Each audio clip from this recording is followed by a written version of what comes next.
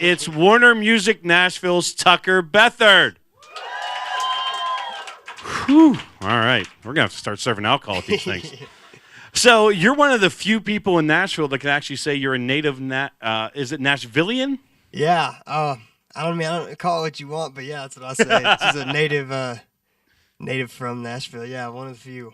I'm being that you're from Nashville, just having gone down there so many times in the last decade, and how much that city has changed. I can't imagine what you're going through. Yeah, it's crazy. I mean, yeah, growing up there my whole life, like you could just see it every day, just kind of just blowing up, and I'm not sure if I like it. But yeah, because it takes away the little home. It was like going to Nashville was the greatest. It was the smallest big city in the world to me. Now it's just a big city. Yeah, like everybody's coming for like bachelor parties, bachelorette parties. They have hotels just for bachelors. Yeah, and I know, man. I mean, if you're single, that's a great place to hang out. Yeah, it's great, but I'm just saying, just don't move there. You know?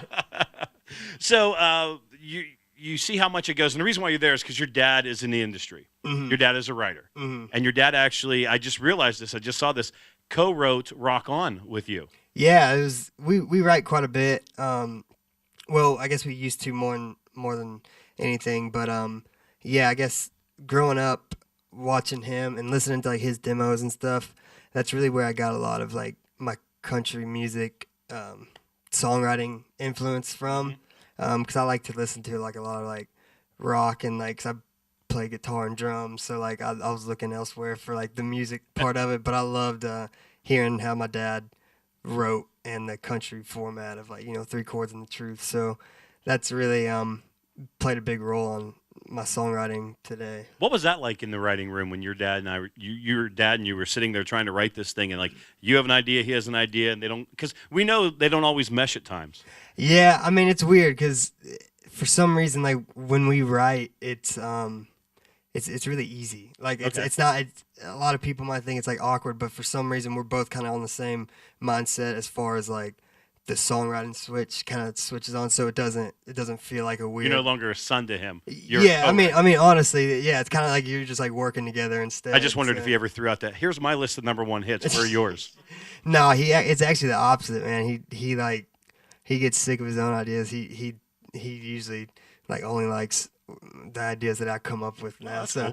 So you know, and I work really hard to try to, you know, have some good ideas in any write that I do. But you know, I look up to I respect his opinion a lot. It's gotta be a little awkward though when you're like writing something about or coming up with an idea about your childhood and something you got away with. You're like tattling on yourself. Yeah. I mean, I'll just say, you know, it's hypothetically speaking. You know, So you come from a pretty talented family. Your brother plays in the NFL. Mm-hmm. Okay. By the way, he's been on my fantasy team each of the last 2 years. Once as a rookie. Oh, and yeah. then when Garoppolo got hurt, I picked him up again this year. So tell him nice. thank you.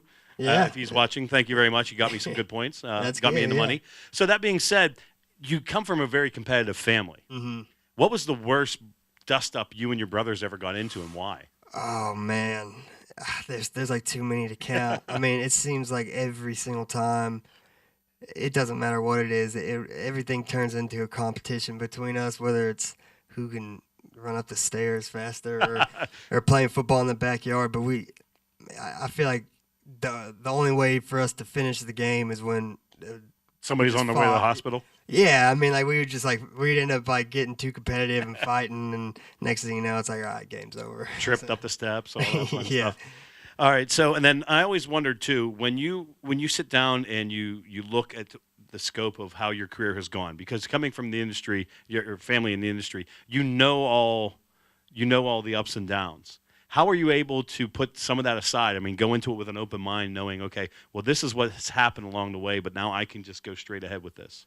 Well, I mean, I honestly believe like the only, like my dad really couldn't prepare me for it, because I feel like nobody, you can't really explain or learn about the music industry until you're in it, and everybody's path is different, and mine is a lot different than my dad's as far as everything really, and different things, and he's learned stuff about the industry based off of what I'm going through as well. So it's just kind of just getting through it, and you know, everybody's got their own path, but it's really just about, you know, if you're doing what you love, then like it never you never really second guess anything, and you kind of just got to put, your faith in God and hope that Even a bad day is however. a good day if you're doing something you love. Yeah, man. I mean, it's like at the end of the day, what else would I want to be doing? It doesn't matter what you go through, really. For me, I just love music, so as long as I get to do it, then I'm good.